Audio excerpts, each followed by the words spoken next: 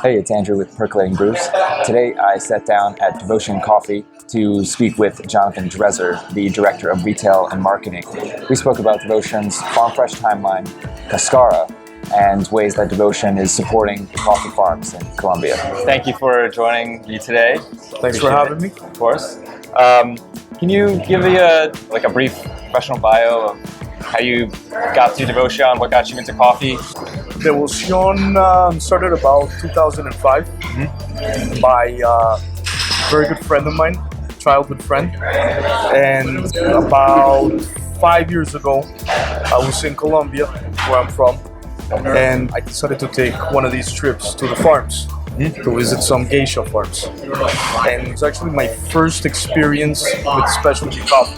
I was also very intrigued by the whole sustainability aspect, how the coffee is purchased, how we take care of the farmers. And at that point, I was doing some hotel reservation online company, which I really didn't like.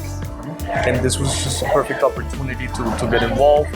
And that was, with the idea of coming to New York and opening up this place here. Okay. So it was pretty much made in heaven, as they say. Yeah. Obviously, the Colombian experience of this cafe in Brooklyn is the inspiration in its interior. What makes Devotion so different compared to other cafes that you might find in New York? So we're pretty much unique to anywhere else that's not a source-producing country. The reason for that is that we spent at least 3 of the first years of the company before we even purchased a bean was simply doing a network of our farms, working hand in hand with the farmers, and really learning the ropes in terms of logistics, which is very difficult in Colombia. Yeah. Not only because of the terrain, but also because it's a very dangerous place. Yeah. Now less than before, we're going in the right direction, but it's an obstacle that needed to be overcome. The whole idea of Devoción is about freshness, right? And so with us being there and being from Colombia and being week in, week out in the farms gives us the opportunity to send and get the freshest beans on the planet. That is our concept when we started, and that is our concept here. We struck a deal with FedEx so we could overnight all of our beans. Wow. So to give you an idea, we are roasting 10-day-old green beans, whereas the norm in the industry is 4 to 12-month-old beans. So it's a very big difference in freshness. And about how many farms are you teaming up with in Colombia? We work right now with about 500 farms. 100. Wow. Yeah. So you have a whole network that's. Well, the first cafe for Devotion is in Colombia. Right. So you have that base there. So you have another team, a group of team members that are kind of helping that and managing those relationships with all of those farmers. We have about 60 people in Colombia dedicated to that. Wow. We do a lot of wholesale there also. That's the bulk of our business in Colombia. So, it's you need a serious team there, not only to source and to take care obviously of our clients, but also we dry mill our own beans. Okay. We do all the transportation for our beans. So pretty much the only thing we don't do is pick the cherry from the tree. That's pretty much it. After that, the coffee never leaves our hands. We purchase ourselves. Like I said, we transport everything, and then after we dry mill, we send it here overnight, and roast on site. Wow. So what kind of roaster do you have here on site? And also, if I could just jump in before you answer that, what's really cool about this place is that the roaster is right in the front. So as you walk in, everybody you can see the roaster in the process of how, the idea with that was to showcase what we do, and so people can have a whole experience and pretty much treat this part like a showroom for our beans. We roast right now with a Probat 25 kilo, Okay. which we will probably have to increase soon. That's good news. Yeah, very happy to be in New York. It's been 3 great years. Opening up our second location in October, Wonderful. downtown Brooklyn. Okay. So, you know, How far away from this location? it's If you're able to say. about, you know, maybe 15 minutes Okay. car ride or 10. So not very far. Yeah. It's gonna be different, but we, you know, the certain things that we always have is, you know, the green will always follow us. Yeah. Colombia is very lush, very tropical, very green. So, you know, at least something like that will always be a part. Our machines, we always have a lever machine in all of our locations, at least one, our showcase machine.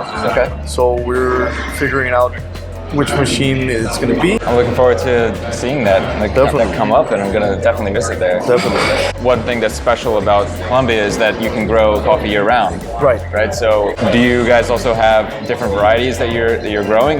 Yeah, I mean, Colombia, we're very lucky that in Colombia, not only do we roast, do we have coffee year round, but Colombia it has so many different microclimates. We're able to have, you know, pretty much any coffee we want. Okay. Right? Right now we have, you know, we found a couple months ago these farmers that are growing Ethiopian coffees. Okay. So like a Colombian Yirgacheffe, for example. Very remarkable things that are going on. And you can pretty much have a complete spectrum in terms of, you know, coffees that are going to give you chocolate notes or something that's super citrusy, like the Africans, or full of berries. You're able to find pretty much everything, depending on the region that you go. Okay. So, is there something that Devotion really looks for in certain coffees that you're serving in your cafes? Well, More first of sweet, all, or- we think about the farm. We pretty much work with Arabica coffees only. We look at the farm. We look at only micro lot farms. If the farmer is able to produce Right. what we need, Sure. right? Sometimes, you know, you find some people that are growing geishas, but they're very inexperienced.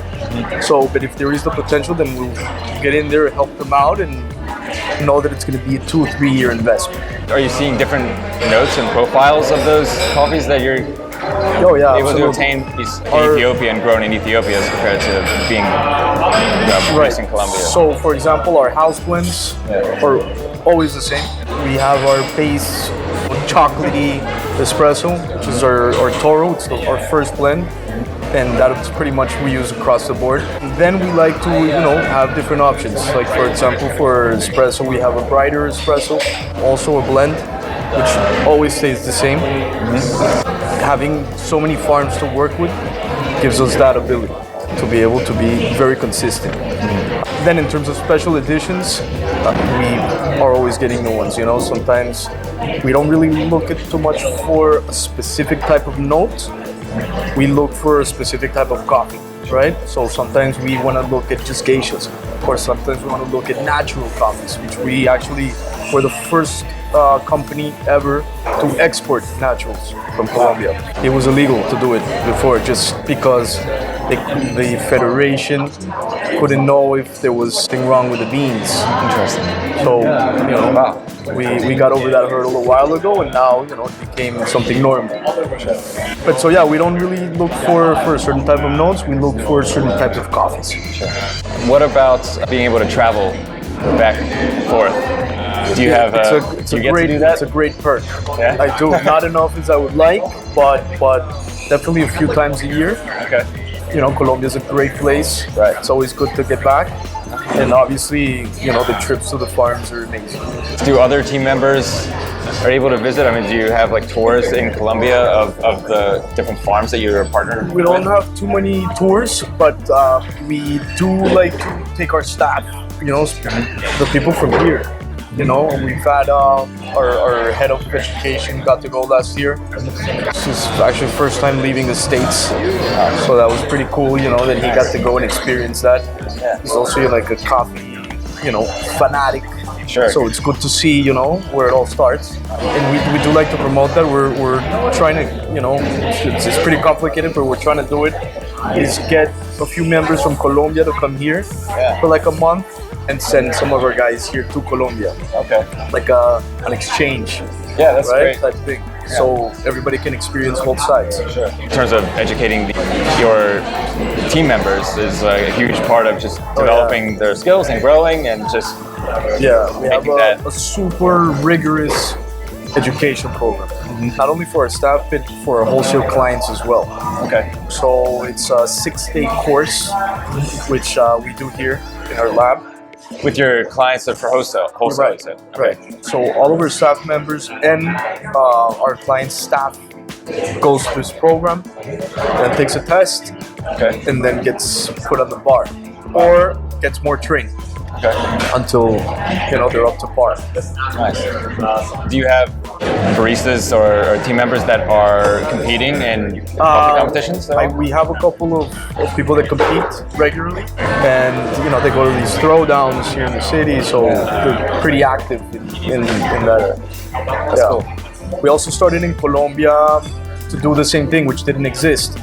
So we started doing these competitions, and it's actually grown pretty good. We do once a month. Okay. So the coffee culture there is really expanding.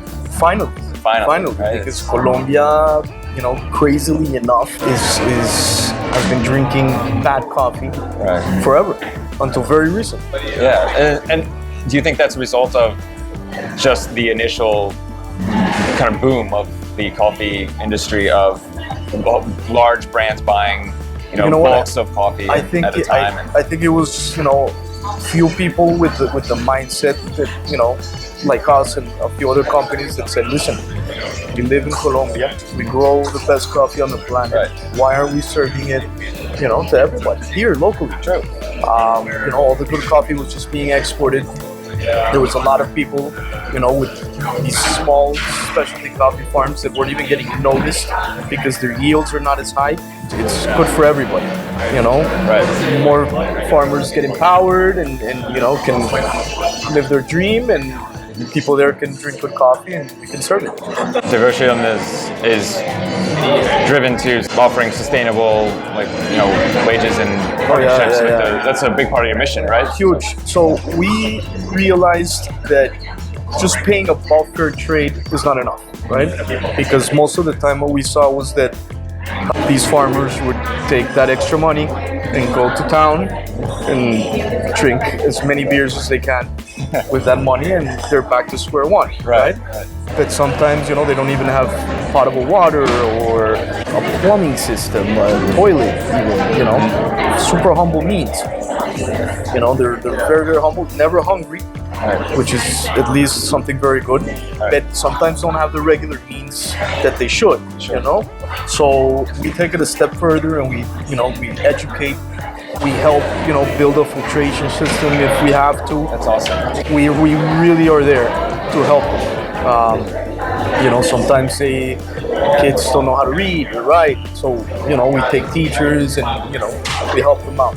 That's an amazing, part of that. Yeah, for us, it's the only way. Not many people are.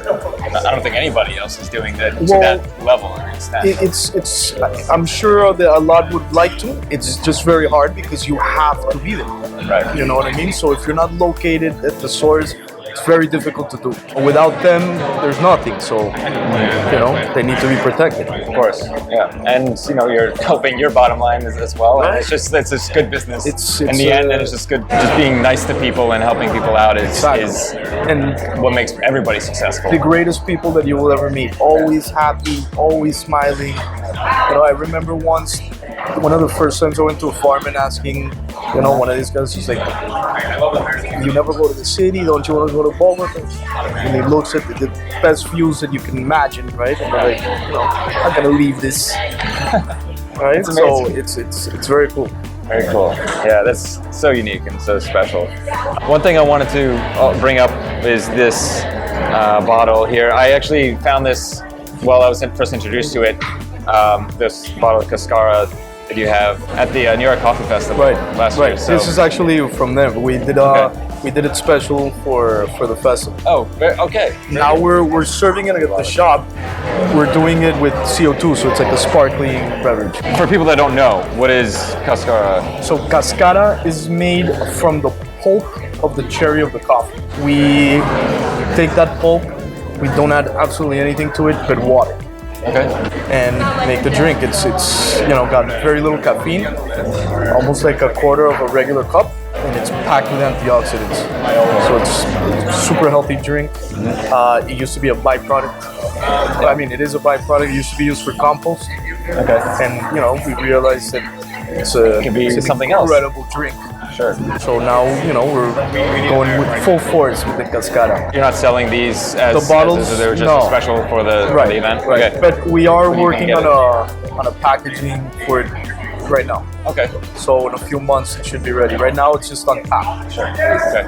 And it's best served as you're kind of serving it over ice. Over ice, right. Usually. Okay. Right. It's really interesting. It's very good. I really enjoyed it. It's very sweet. Yeah, super sweet. Right. Kind of feels like you're adding a bunch of sugar. It's just naturally amazingly sweet. It's great. People are loving it. Okay. What are people mostly ordering? Cold brew. Cold brew is right now. Cold brew like crazy. Okay. Cold brews mostly are cold drinks, but yeah, cold brew definitely is number one. And does that extend also when it gets cold outside? It kind of slows down probably? It slows down, but not too much. Okay. Weirdly enough. Yeah. Weirdly enough, people still like to drink cold brew during the winter. Okay. That's good to see because I love cold brew, but I've also seen articles, saying that cold brew's dead, it's gone. Who cares? But no, I actually think the contrary. I think it's going even further up. Okay. People are experimenting with different types of gas. We use a G mix here also. It's kind of like a Guinness. Yeah, pretty that's much. Awesome. That's amazing. I've seen people putting in coconut water and it's different things. So it's good. It shows that there's a serious demand for it. Yeah, and filling that need where the market kind of demands it is what you have to do. Any kind of Colombian special baked goods that you have that are from the? We actually just released a new one. It's called a pastel gloria. Okay. So it's a croissant, and the filling is guava and cheese. It's really good. Very Colombian. Okay. We've been thinking about items to add that are very Colombian, but most of them are either fried or need to be, warm. Right. I guess. So we kind of need an oven and stuff, some sort. Right. So we went for this, which is pretty good, and it's not fried. We don't want to fry anything. So. No. Yeah. Yeah, we're trying to be, super healthy here. Right. What about yourself? What do you like to have as a coffee in your just day to day? So your go-to? I have a drip every single morning when I get in. Then about a couple hours later, I'll have a pour over. I switch it up. If the special editions are out, I'll definitely have that. And then I'll take a couple of espressos throughout the day. So you have long days to get through. Oh yeah. But I've been drinking coffee since I was practically one. Right. So it's in your blood. Exactly. Makes sense. I was breakfast in Colombia, just dipping the toast in the coffee. When you're not doing coffee, if you are ever not doing coffee, what else is your passion? I like photography a lot, so I do that when I have time. Lately, it's been much coffee only. Right. But when I do have time, I shoot some photography. For the New York coffee scene, is there anything that you kind of see that is changing, or what do you think? It really is moving towards? I think it's growing incredibly from the 4 years that we've been in New York. It kind of seems like every single week there's a new coffee shop opening up, of specialty coffee. So I think it's great. I think these also second wave companies like Starbucks are helping, are the little guys. Right. A lot, by introducing, different things. They're going, big with their cold brew, so that helps, the masses understand what it is, and then, they'll have a better product and know Right. the difference. But it does help. I've seen that a lot. I just think it's been a really healthy time for the industry. Sure, definitely. Is there any advice that you would give to somebody that is just starting off in coffee? Yes, I have a big laundry list of advice. Some people are opening up a coffee shop and are afraid of the price, I guess, sometimes. Not only of purchasing, but of selling. But, with specialty coffee, you can't be. You have to, go ahead and people will respond because you're serving a decent product that merits that price, right? Right. So I've seen that a lot, people weary of spending so much per pound or this, but if you're gonna do specialty coffee, you might as well go full force. Right. More so quality than anything. Exactly. Quality and education. Without the education, you can have the best beans, but if you really don't know how to do it, so that goes hand in hand. All right. Well, thank you very All much. right. for It's your my time. pleasure. Yeah. Thank you very much. You too.